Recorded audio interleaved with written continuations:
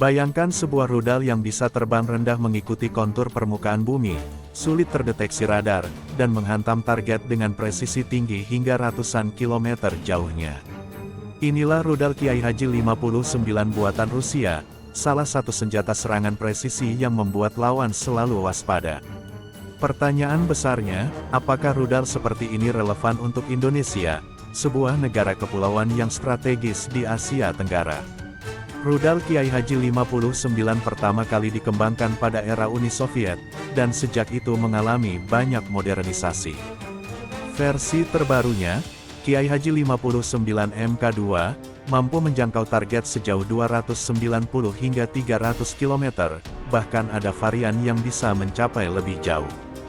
Rudal ini didesain untuk menghantam sasaran darat maupun kapal dengan tingkat akurasi yang sangat tinggi, menggunakan sistem navigasi satelit dan elektro-optik guidance. Keunggulan utama Kiai Haji 59 adalah profil terbang rendah. Rudal ini bisa meluncur di ketinggian 7 meter di atas permukaan laut atau mengikuti kontur daratan untuk menghindari radar musuh. Hal ini membuat Kiai Haji 59 sangat sulit dicegat, bahkan oleh sistem pertahanan udara modern. Dalam peperangan modern, kemampuan seperti ini adalah game changer.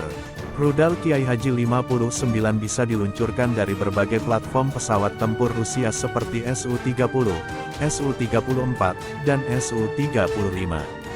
Dan menariknya, Indonesia saat ini sudah mengoperasikan Sukhoi Su-30 Mk2 dan sedang menjajaki modernisasi armada tempurnya.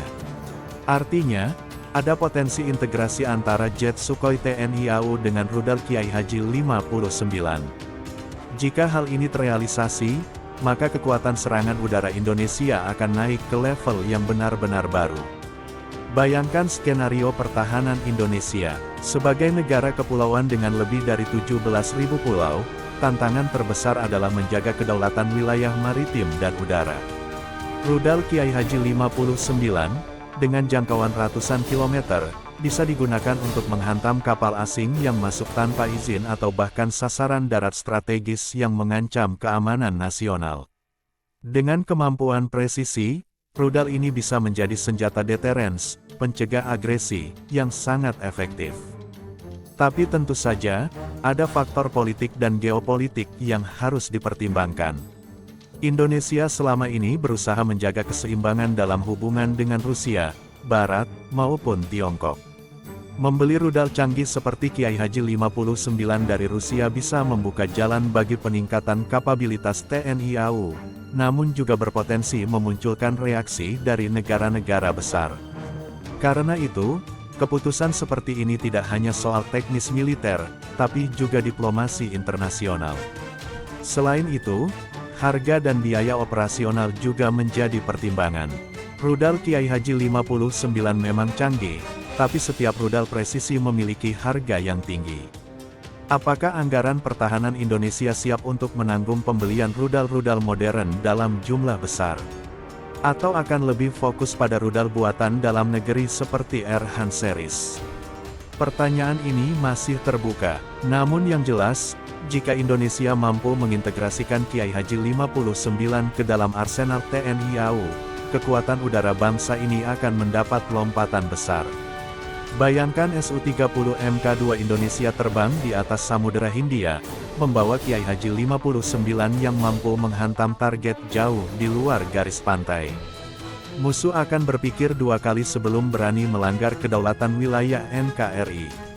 Rudal Kiai Haji 59 juga menggambarkan bagaimana peperangan modern bergerak ke arah stand-off weapons, senjata yang memungkinkan menyerang dari jarak jauh tanpa harus masuk ke wilayah pertahanan musuh.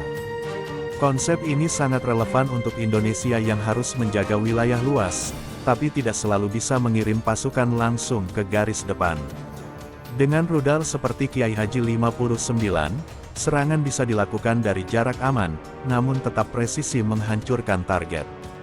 Jadi, apakah rudal Kiai Haji 59 Rusia bisa menjadi bagian dari masa depan TNI AU? Potensinya ada. Integrasi dengan Sukhoi yang sudah dimiliki Indonesia memungkinkan. Manfaat strategisnya jelas. Tantangannya adalah faktor politik, biaya, dan prioritas nasional.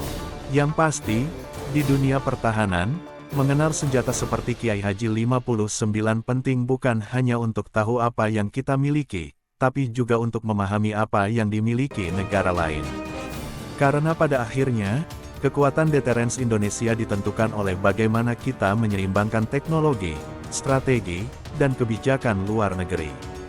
Bagaimana menurut Anda? Apakah Indonesia sebaiknya melirik rudal Kiai Haji 59 untuk memperkuat TNI AU? Tulis pendapatmu di kolom komentar. Jangan lupa like, share, dan subscribe channel ini agar tidak ketinggalan update terbaru seputar alutsista dan dunia militer Indonesia.